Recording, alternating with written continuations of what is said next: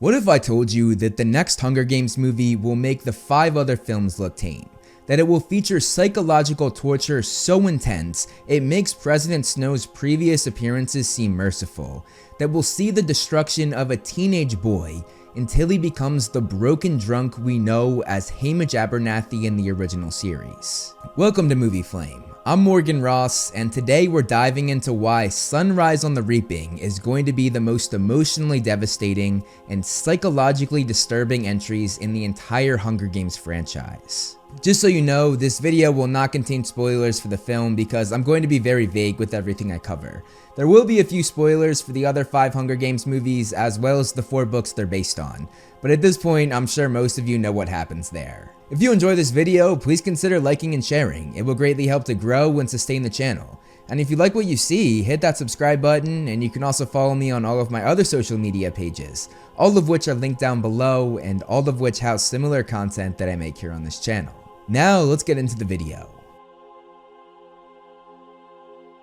We've seen 5 Hunger Games movies so far, the original 4 following Katniss, plus the Ballad of Songbirds and Snakes which follows Snow. Each had its dark moments, children fighting to the death, political oppression, and war crimes. But none of them prepared us for what's coming. Sunrise on the Reaping tells the story of the 50th Hunger Games, the second quarter quell that we only heard referenced in Catching Fire. This is Haymitch's origin story, but calling it an origin story almost feels insulting to what we're about to witness. This isn't a hero's journey, it's the journey that shows the destruction of everything that makes someone human.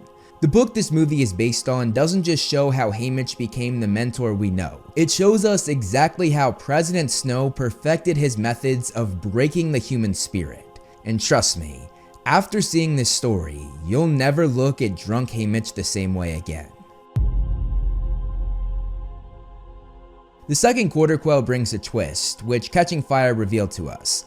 Instead of the usual 24 tributes, there are 48 children thrown into the arena. That's double the death count, double the heartbreak, and double the trauma we're used to seeing. But here's what makes it exponentially worse. Haymitch doesn't just watch strangers die. The book reveals that he forms genuine bonds with many of the kids, particularly a group of non-career tributes who band together. And Haymitch becomes almost like a protective older brother to some of these children. The opening bloodbath alone claims a devastating number of lives, many of whom are the kids Haymitch had promised to protect. Imagine the survivor's guilt of watching that many children you cared about get slaughtered, while you're forced to run away and do what you need to do to rebel. And that's just the beginning. Throughout the games, Haymitch is repeatedly put in situations where he has to choose between his own survival and helping others. One particular death involving a young tribute is described as so traumatic that it fundamentally breaks something in Haymitch's psyche. And this is a character that fans will immediately latch onto given his past. But this will, without a doubt, be the most brutal death in any Hunger Games movie. It is absolutely horrific. Coriolanus Snow will be at his most brutal in this movie. This version of President Snow makes every other portrayal look almost gentle by comparison.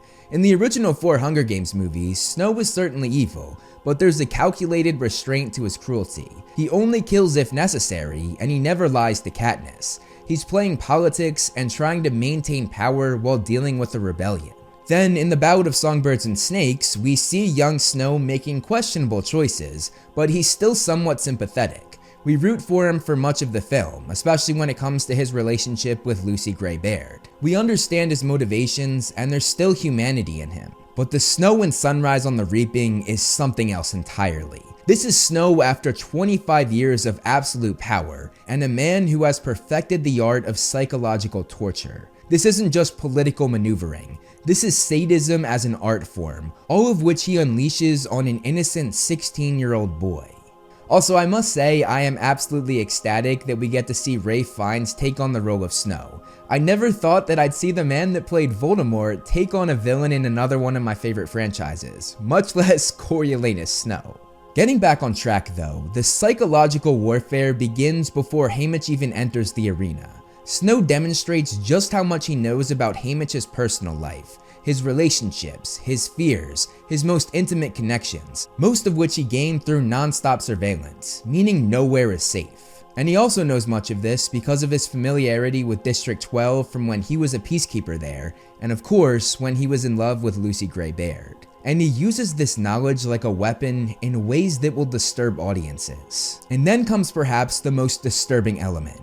Without spoiling too much, Snow takes someone who died and creates a horrific substitute using another innocent person. This substitute is subjected to medical procedures, drug manipulation, and devices that cause them physical pain all the time. I've never read or seen anything like this in a story before, which makes it even more disturbing. This is psychological warfare on a level we've never seen in any Hunger Games movie before. Snow isn't just threatening death. He's weaponizing love, switching whole identities, and forcing Haymitch to participate in torture.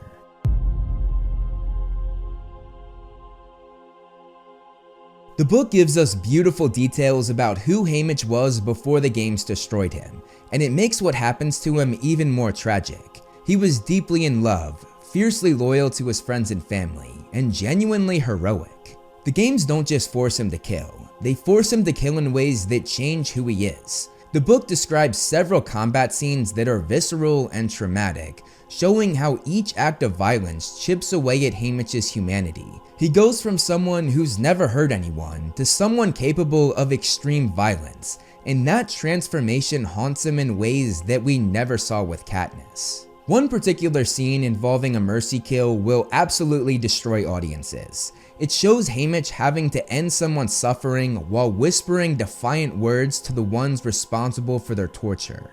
We see how the arena strips away Haymitch's ability to trust his own compassion. Every act of kindness is punished. Every attempt to help others backfires, and he's forced to become someone he never wanted to be just to survive. One of the most emotionally devastating parts of this story is Haymitch's relationship with Maisily Donner, who we were introduced to in Catching Fire when they went over Haymitch's Hunger Games. We already know their story. They team up in the arena, but eventually split up. Haymitch loses her, and he wins the games. They go through hell together, surviving various arena dangers, witnessing deaths that they can't prevent, and supporting each other through increasingly impossible situations. However, what we learned in Catching Fire barely scratches the surface of their relationship. Sunrise on the Reaping has a twist that makes this alliance and the outcome of these games 10 times worse, 10 times darker, and 10 times more unnerving.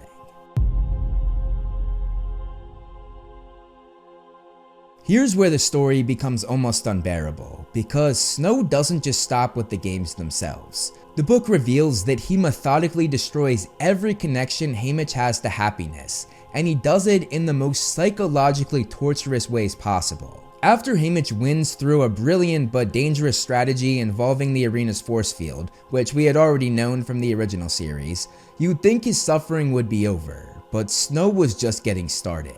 The book describes how Haymitch is subjected to extended captivity and to drug-induced conditioning that creates lifelong addiction issues. For someone who had never been intoxicated before the games, Snow uses medical devices and chemical dependency to essentially alter Haymitch's brain chemistry forever. This isn't just cruelty, it's the deliberate creation of the alcoholic we see in the original films. But the worst is yet to come. As Catching Fire revealed to us, when Haymitch returns home, Snow's ultimate revenge begins as he targets Haymitch's loved ones. But the way in which Haymitch's family goes out is way worse than whatever is in your head, and Haymitch's self-harming reaction just makes it so much tougher to watch.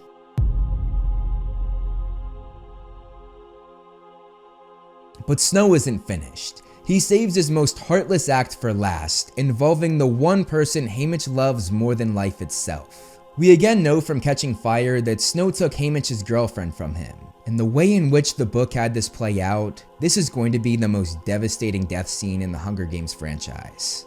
This franchise has had tragic deaths before. Rue's death in the first film was heartbreaking. Finnick's death was hard to watch.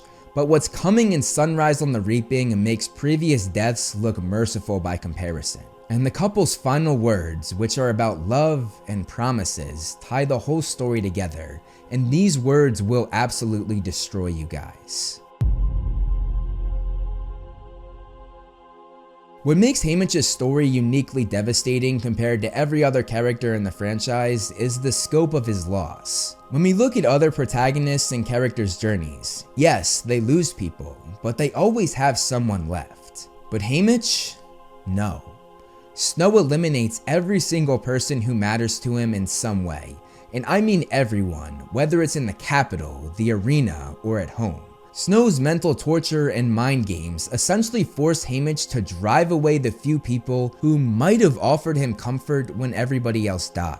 This level of complete isolation is another thing that we've never seen before in the Hunger Games franchise. And here's perhaps the most important reason why Sunrise on the Reaping will be the darkest Hunger Games movie. Its ending is absolutely devastating, with no hope in sight. Let's compare this to every other film in the franchise. The original Hunger Games ends with victory and survival. Catching Fire ends with loss, but there's a rebellion forming to fight back. Mockingjay Part 1 ends with intensity and shock, but we know there's resolution coming. Mockingjay Part 2 gives us the happiest ending in the franchise. And even The Ballad of Songbirds and Snakes ends with, arguably, one of the best outcomes for the main character, because Snow, who we started the film with, and who we sympathize with for most of the movie, achieves all of his goals and aspirations. But in Sunrise on the Reaping, there is no victory. There is no hope. There is no light at the end of the tunnel. Like with Snow in his prequel, we are going to be heavily invested in Haymitch's character, but we will not get the same positive result. Obviously, this movie is a prequel to how Haymitch turned into the pathetic version of the character we saw in the original films, meaning this movie will end with Haymitch being a broken alcoholic, alone, and traumatized. The book describes how he spends the following decades in complete isolation, struggling with addiction, nightmares, and psychological trauma. This isn't an ending where love conquers all. This is an ending where evil absolutely and completely wins. Snow doesn't just defeat Haymitch, he turns him into a living monument to the capital's power. Between the haunting, horrific, shocking, and emotionally crippling moments we have in store, this will be a masterclass in psychological horror. When this movie hits theaters, don't expect to leave feeling empowered. Expect to understand exactly why Haymitch needed those drinks, why he could barely function as a mentor, and why he turned out the way he did. This isn't just another Hunger Games movie. This is a tragedy that will change everything we thought we knew about this world and these characters.